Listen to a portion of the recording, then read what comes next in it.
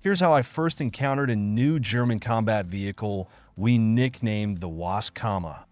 Hello, the German Light Self-Propelled Artillery (SPG) tank destroyer class Jagdpanzer 38 is much better known by its frontline nickname Hetzer. This nickname became established among German soldiers and became widespread. Soviet soldiers also gave it their own nicknames, and quite a few of them, which speaks to the memorable and characteristic appearance and combat qualities of the vehicle.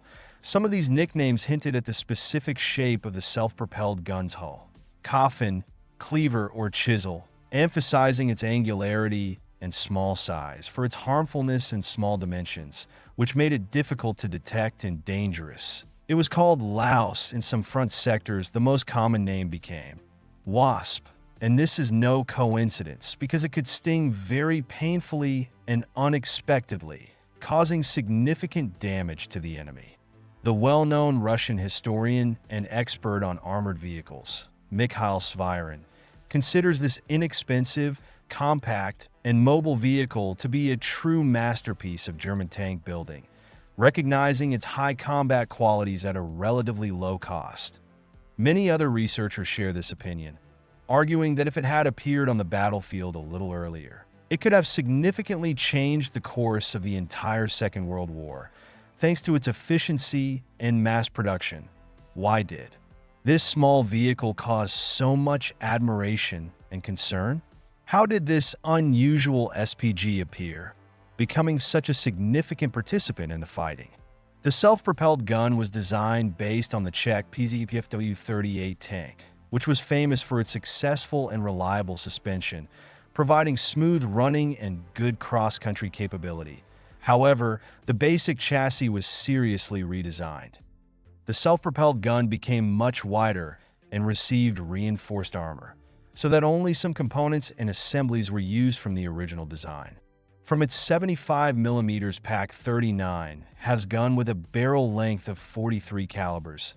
It could hit any medium tank, both Soviet and Allied, at a standard combat distance of 800 to 900 meters, which made it a formidable opponent on the battlefield.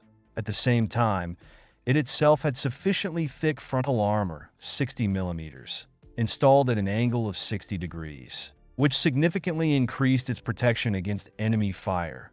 The 85mm ZIS S-53 gun of the T-34-85 tank and the 76mm M1 gun of the Sherman could only penetrate it from a very close distance, about 100 to 200 meters, which put them at a disadvantage when colliding with the Hetzer. However, the sides were 3 times thinner and protected only against small arms and shrapnel, making it vulnerable from the flanks and rear. It was a compromise aimed at reducing the weight and dimensions of the vehicle. An engine with a power of 160 horsepower accelerated it to 40 kilometers per hour and provided a power-to-weight ratio of 10, 2 HP/ton. On the last modifications, the engine power was increased to 176 horsepower, 11, 2 HP/ton, which improved its dynamics and maneuverability. This was not enough for machines of this class, but its mobility and maneuverability were usually rated quite highly, allowing it to quickly change positions and escape from shelling. By the way, during tests in the USSR, the Hetzer on hard ground easily accelerated to almost 47 kilometers per hour, demonstrating its speed characteristics. The cross-country ability of the self-propelled gun was also at the level of medium tanks, which allowed it to operate in various terrain conditions. In addition, the vehicle was distinguished by its small size and low silhouette, which made it difficult to detect and destroy, as well as making it more maneuverable in combat. This was a significant plus compared to larger and taller tanks.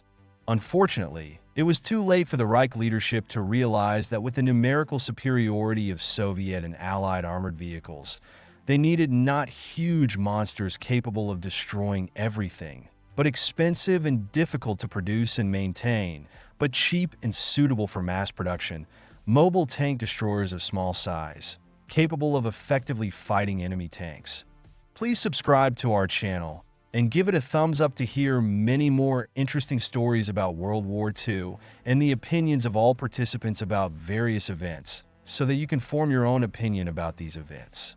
What makes the Hetzer so dangerous, and why did it become such a serious threat to Soviet troops?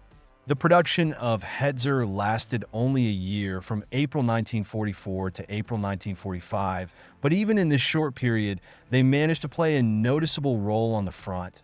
During this time, 2,827 pieces were produced, which is more than half of all German tank destroyers produced during the entire war.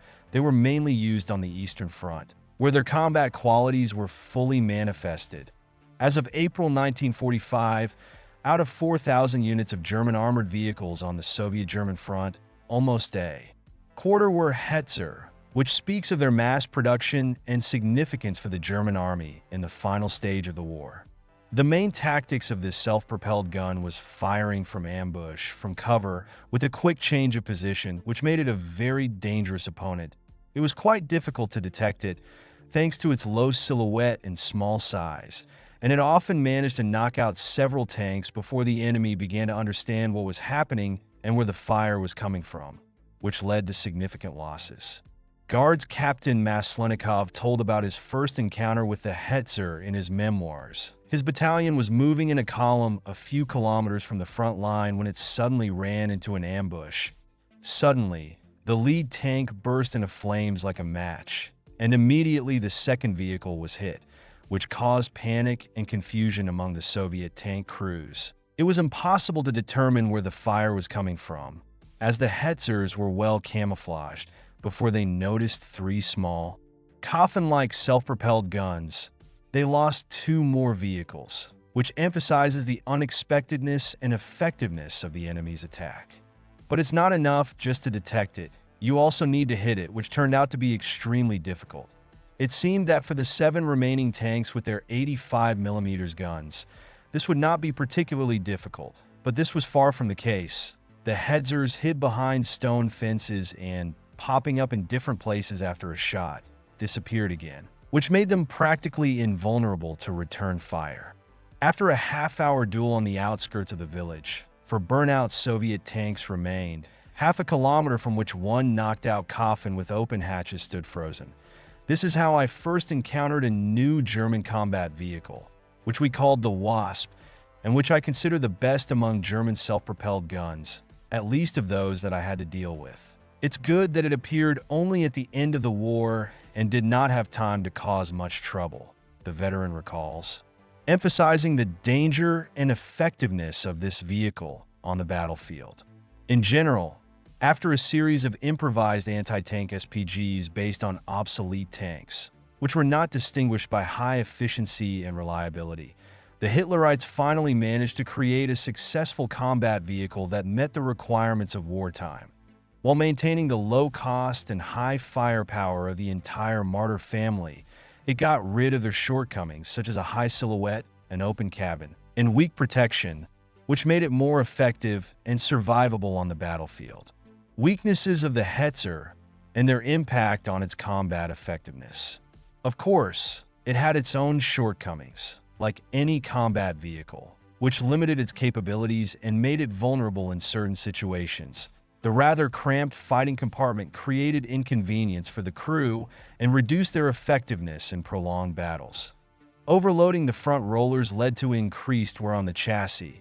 Poor visibility made navigation and target searching difficult, and the very small angle of horizontal guidance limited the possibilities for shooting in dynamic combat. But in combat units, the vehicle was well liked. Thanks to its firepower and maneuverability against the T-34, it proved to be really effective and proved itself well in anti-tank divisions. Despite its shortcomings, on the basis of the Hetzer, they tried to create combat vehicles with other functions to expand its use on the battlefield. 3 of them even went into series production, but they were not as successful as the basic Hetzer and could not replace it as a tank destroyer. The largest number produced was the Armored Recovery Vehicle Bergpanzer 38, designed for technical maintenance of tank destroyer units and evacuation of damaged equipment from the battlefield. A 2-ton crane was installed in a height-reduced, roofless cabin, and the vehicle was equipped with towing devices and a 5-ton winch, making it suitable for repair and evacuation of equipment. However, the recovery vehicle was not very successful, mainly due to technical limitations and design flaws. The low power-to-weight ratio allowed towing linear Hetzers only at maximum load on a level road, while off-road and slopes were beyond its capabilities, which limited its use in rough terrain. Nevertheless, they were produced until the end of the war and used in combat conditions. Although their effectiveness was low, less than 200 units were produced, which indicates its limited use. In August 1944, after the cessation of production of the Grill SPG, which used the basic chassis of the PZK-PFW-38T tank, its production ceased almost simultaneously with the start of production of the Hetzer.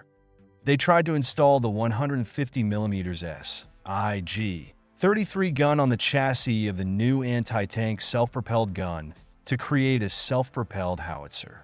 The need for a self-propelled howitzer in the troops was very great, as it had a greater range and destructive power compared to cannons and tanks. The vehicle received a long official name: 15cm Schweres Infanterie Gestütz 33 halves SF auf Jagdpanzer 38T Hetzer. It is now better known as Hetzer Bison, which reflects its dual purpose. The tests of the SPG were quite successful, but it did not go into series production, as production facilities were overloaded with the production of anti-tank self-propelled guns, which were more in demand on the front.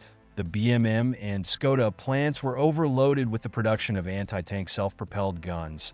The order was transferred to the Alkic Company, which mastered the production of 24 new and 7 more vehicles converted from Hetzers that came in for repair, which indicates the limited scale of production of this modification. During the preparation of the offensive in the Ardennes in December 1944, 24 Hetzers were converted into flamethrowers under the name Flampanzer 38. They were intended for fighting in cities, where it was necessary to suppress enemy firing points and destroy manpower. The flamethrower differed from the serial Hetzers only in that a Flammenwerfer 41 flamethrower was installed instead of the gun, which made it possible to hit targets at close range. With a 700-liter tank of fire mixture, it could work for 1.5 minutes, throwing a stream of fire for 50 meters, which created a spectacular sight. But its combat effectiveness was low. They were used both in the Ardennes and at Lake Balaton, but they did not have to fight in the cities. And in rural areas, their combat effectiveness was practically zero, since they were vulnerable to enemy fire.